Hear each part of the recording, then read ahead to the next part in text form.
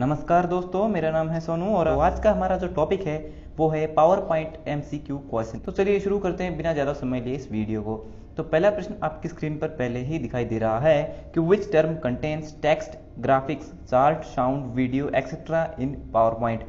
Power point के अंदर वो कौन सा आइटम होता है जिसके अंदर ग्राफिक, चार्ट, साउंड और वीडियो ये सारी चीज़ें हो सकती है। तो पावर पॉइंट में सबसे पहले हम एक ही चीज़ का इस्तेमाल करते हैं, वो होती है स्लाइड्स। स्लाइड्स के अंदर हम इन सभी चीज़ों को इंसर्ट कर सकते हैं, ऐड कर सकते हैं। तो पहले प्रश्न का ऑप्शन ए आपका सही है, स्लाइड्स। दूसरा प्रश्न दिया है what type of software program is power point. Power point किस प्रकार का सॉफ्टवेयर प्रोग्राम है। तो पावर पॉइंट जो है एक प्रेजेंटेशन तैयार करने के लिए इस्तेमाल किए जाना सॉफ्टवेयर है। तो पावर पॉइंट क्या है, एक प्रेजेंटेशन ग्राफिक्स प्रोग्राम सॉफ्टवेयर है। वर्ड प्रोसेसर आपका जो एमएस वर्ड होता है उसे हम वर्ड प्रोसेसर कहते हैं। स्प्रेडशीट आपकी जो एक्सेल होता है सॉफ्टवेयर उसे हम स्प्रेडशीट सॉफ्टवेयर भी कहते हैं। और डेटाबेस मैनेजमेंट के लिए हम एमएस एक्सेस जो माइक्रोसॉफ्ट एक्सेस का सॉफ्टवेयर होता है उसका इस्तेमाल करते हैं। तीसरा क्वेश्चन है which key is used to stop a PowerPoint presentation. PowerPoint presentation को रोकने के लिए किस शॉर्टकट की का इस्तेमाल किया जाता है। तो उसके लिए हम एस्केप की का इस्तेमाल करते हैं। ठीक है। चौथा प्रश्न दिया है which option offers a built in design through a dialog box. तो बिल्ट इन डिजाइन यानी कि बने बनाए जो डिजाइन होते हैं वो हमें कहाँ पर मिलते हैं पावर पॉइंट के अंदर। तो वो हमें मिलते हैं हमारी टेम्पलेट्स के अंदर। तो चौथे प्रश्न का ऑप्शन डी आपका सही है। पांचवा प्रश्न है which function key is used to run PowerPoint presentation. PowerPoint presentation file को रन करने के लिए किस की का इस्तेमाल किया जाता है। उसके लिए हम F5 फंक्शन की का इस्तेमाल करते हैं। जैसे हम F5 प्रेस करते हैं हमारी जो स्लाइड्स हैं वो ऑटोमेटिकली रन होने लगती हैं, एक के बाद दूसरी स्लाइड्स आने लगती हैं। ठीक है। F7 का इस्तेमाल हम जो है स्पेलिंग को चेक करने के लिए करते हैं। स्पेलिंग में कोई एरर होती है उसके लिए हम F7 की का इस्तेमाल करते हैं।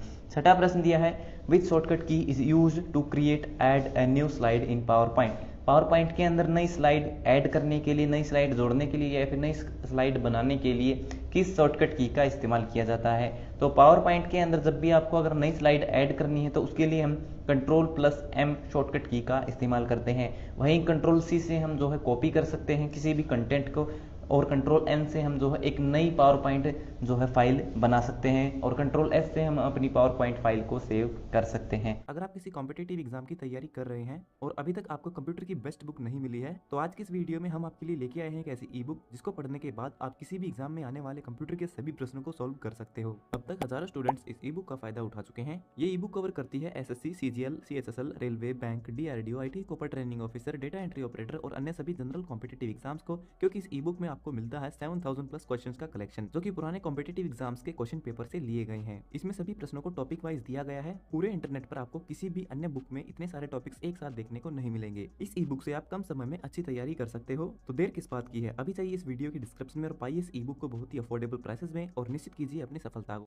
सातवां प्रश्न दिया है which one of the following is extension of power point 2010 presentation file. आप पावर पॉइंट 2010 यूज कर रहे हैं, उसके अंदर आप किसी फाइल को सेव करते हैं तो उसका एक्सटेंशन क्या होगा। तो उसका एक्सटेंशन होगा .pptx। ठीक है। वहीं अगर आप पावर पॉइंट 2007 से पुराना कोई वर्जन यूज कर रहे हैं तो उसके अंदर अगर आप किसी फाइल को सेव करते हैं तो उसका एक्सटेंशन होगा .ppt। ठीक है। .docx आपका जो एमएस वर्ड के अंदर कोई फाइल सेव करते हो उसका एक्सटेंशन है। एक्सेल जो है आपकी एक्सेल फाइल का एक्सटेंशन है। और .accdb जो है आपकी एमएस एक्सेस जो डेटाबेस एप्लीकेशन सॉफ्टवेयर होता है एमएस ऑफिस के अंदर, उसका एक्सटेंशन नेम है। आठवां प्रश्न दिया है पावर पॉइंट प्रेजेंटेशन में बी एक्सपोर्टेड टू। आप पावर पॉइंट के अंदर किसी प्रेजेंटेशन फाइल को तैयार करते हैं तो उसको आप किस रूप में, किस एक्सटेंशन में जो है सेव कर सकते हैं, एक्सपोर्ट कर सकते हैं। पोर्टेबल डॉक्यूमेंट फॉर्मेट यानी कि आप उसको पीडीएफ में सेव कर सकते हैं, उसकी आप वीडियो बना सकते हैं, या फिर उसको आप जेपीजी एक इमेज के रूप में सेव कर सकते हैं। तो इन तीनों रूप में आप जो अपनी प्रेजेंटेशन फाइल को सेव कर सकते हैं पावर पॉइंट के अंदर। तो आठवें प्रश्न का ऑप्शन डी आपका सही है। नौवां प्रश्न दिया है in Microsoft PowerPoint 2 kinds of sound effects files that can be added to the presentation file. आप माइक्रोसॉफ्ट पावर पॉइंट के अंदर दो तरह के जो है साउंड इफेक्ट फाइल को ऐड कर सकते हैं जिनका एक्सटेंशन नीचे दिए गए ऑप्शंस में से कोई एक है।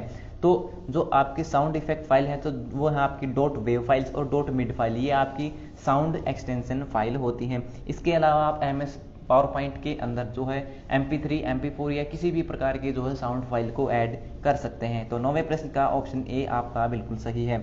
10वां और आखिरी प्रश्न दिया है if you have a PowerPoint show you created. आपने कोई पावर पॉइंट की फाइल बनाई है and you want to send using email to your teacher. आप उसे अपने टीचर को भेजना चाहते हैं तो आप उसे कैसे भेजेंगे, ईमेल के माध्यम से। तो आप सभी जानते हैं जब भी आप ईमेल भेजते हैं तो वहाँ पर आपको एक ऑप्शन मिलता है अटैचमेंट का, जैसे आपको व्हाट्सएप में मिलता है।